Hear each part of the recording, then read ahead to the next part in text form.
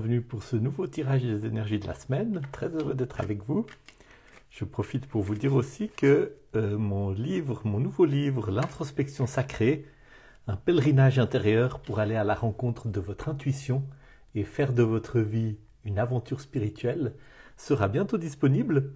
Vous pouvez le précommander si vous voulez en m'écrivant.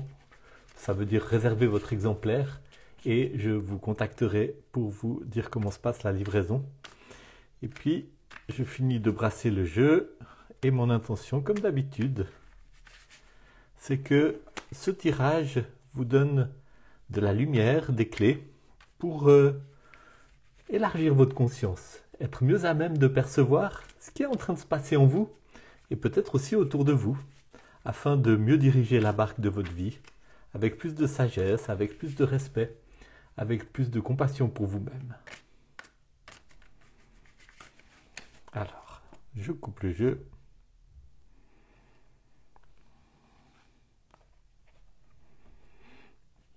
Première carte que je tire, le 3 de denier. Le 3, c'est une énergie de jaillissement. C'est une énergie de quelque chose d'incontrôlable. On ne sait pas vers quoi ça va aller. On ne peut pas prévoir ce qui se passe quand il y a un 3 qui se met en place. Et en même temps, il y a une dimension de première manifestation. Il y a une énergie adolescente.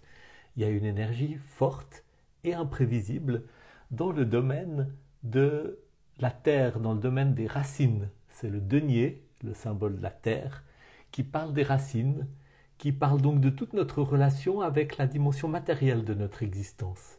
Que ce soit l'argent, que ce soit la profession, que ce soit la maison, que ce soit la manière dont nous nous occupons de notre corps. Donc c'est une carte qui parle d'un jaillissement dans le domaine matériel. Et le domaine matériel, quand nous sommes dans une démarche spirituelle, nous aurions peut-être des fois tendance à le considérer comme moins important. Mais en fait, il n'est pas moins important, il est très important parce que plus nous avons des racines, plus nous avons un ancrage dans le terrestre, plus nous avons aussi une solidité dans notre corps, une assise financière, une assise personnelle bien installée dans notre vie, bien à l'aise dans notre identité, avec tout ce qu'elle peut avoir de limitant et de limité, mais qui est néanmoins là pour accueillir quelque chose d'autre. Notre dimension matérielle doit être un écrin pour la dimension spirituelle, une base de lancement, une solide fondation pour la dimension spirituelle. Donc là, il s'agit d'un jaillissement, peut-être d'un nouveau projet, peut-être d'une nouvelle entreprise en rapport avec votre travail ou vos finances ou votre profession ou quelque chose de nouveau que vous allez construire qui a quelque chose à voir avec les racines. Je vais voir dans mon cahier ce que peut-être le 3 de denier dit de plus par rapport à des notes que j'ai prises sur des lectures, sur le tarot, sur d'autres tirages. 3 de denier, validation d'un projet ou d'un travail. Il y a quelque chose de prometteur. Vous êtes sur le bon chemin et en même temps continuez à travailler. Il y a encore beaucoup de travail devant vous, mais vous pouvez célébrer cette étape. Voilà ce que je lis sur le 3 de denier. Donc voilà, c'est bien ça. C'est une première manifestation. C'est une énergie qui veut s'ancrer sur Terre. Et en même temps, il y a encore beaucoup de travail devant vous. En même temps, vous pouvez célébrer, vous pouvez vous réjouir parce que cette première manifestation, elle est importante. Ça fait longtemps que c'était en gestation, ça fait longtemps que ça mijotait en vous. Maintenant, il y a quelque chose qui vient à l'existence. Et c'est un moment extrêmement important. C'est une naissance. Voyons la carte qui vient après. Ah, encore un denier. Et cette fois-ci, un 7 de denier. Le 7 de denier, alors le denier c'est toujours la même réalité. Le 7 parle souvent d'une mise à l'épreuve intérieure. Et si je me souviens bien de la manière dont Rider-Waite représente ce 7 de denier, il y a un arbre avec les deniers qui poussent et puis un cultivateur qui est là puis qui regarde cet arbre. C'est un temps où il y a besoin d'une certaine patience parce qu'on attend de récolter le fruit du travail. En même temps, ce fruit va venir. Donc il y a une mise à l'épreuve dans le sens que tout n'est pas encore là, tout n'est pas aussi facile, aussi bien, aussi immédiat qu'on le voudrait. Il y a besoin de patience, il y a besoin de tenir, il y a besoin de persévérance, il y a besoin de rester vigilant, attentif, attentive, etc.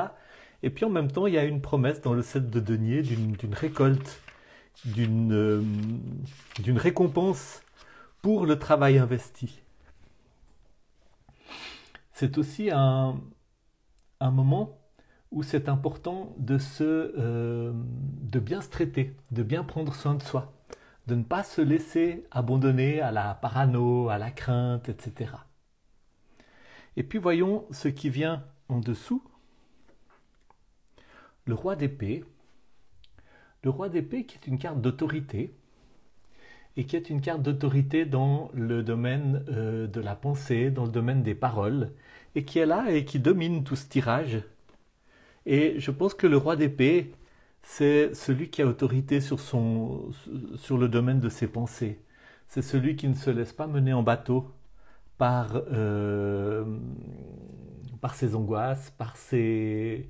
Vous savez, les pensées qui tournent en boucle et qui prennent tellement de place, hein, pour nous obséder, pour, pour nous faire repasser tous les scénarios catastrophes ou repenser aux interactions difficiles qu'on a eues ou ressasser l'amertume ou la peur ou les choses comme ça. Hein. Le roi d'épée, il connaît ça, il a autorité là-dessus et il sait passer à travers ce mur de bruit intérieur. Hein. Quand on commence à méditer, on se rend compte qu'il y a un mur de bruit à l'intérieur de nous. Il est inutile d'essayer de le faire taire, ce mur de bruit. Il ne se taira jamais. Il nous accompagnera tout le temps. Par contre, en méditant, on apprend à passer à travers ce mur de bruit et à trouver l'espace de silence qui est derrière le mur de bruit. Et qui fait que ce mur de bruit, finalement, se perd de son importance. Et je deviens capable d'écouter le silence qui est à l'intérieur de moi. Et en écoutant le silence qui est à l'intérieur de moi, je me connecte avec ma sagesse intérieure. Et de cette connexion va naître une pensée juste, une pensée qui me permet de mener ma barque, une pensée qui me permet de prendre des décisions qui sont utiles, qui sont saines, qui sont dans mon meilleur intérêt. Et puis aussi qui me permet de parler d'une manière juste, efficace. Ce roi d'épée, il est exactement ce dont le 7 de denier a besoin. Il y a un temps effectivement avec une certaine mise à l'épreuve intérieure, tout ne sera pas facile, il y a des moments où il faut effectivement s'accrocher, tenir le cap. Hein.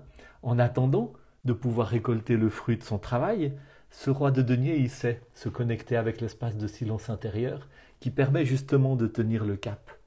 Ce roi de denier, il est aussi capable de faire les compromis qui sont nécessaires, il est capable de faire des alliances, il est capable d'écouter les autres, il est capable d'aller trouver la sagesse là où elle se trouve, en lui-même et chez autrui. Hein.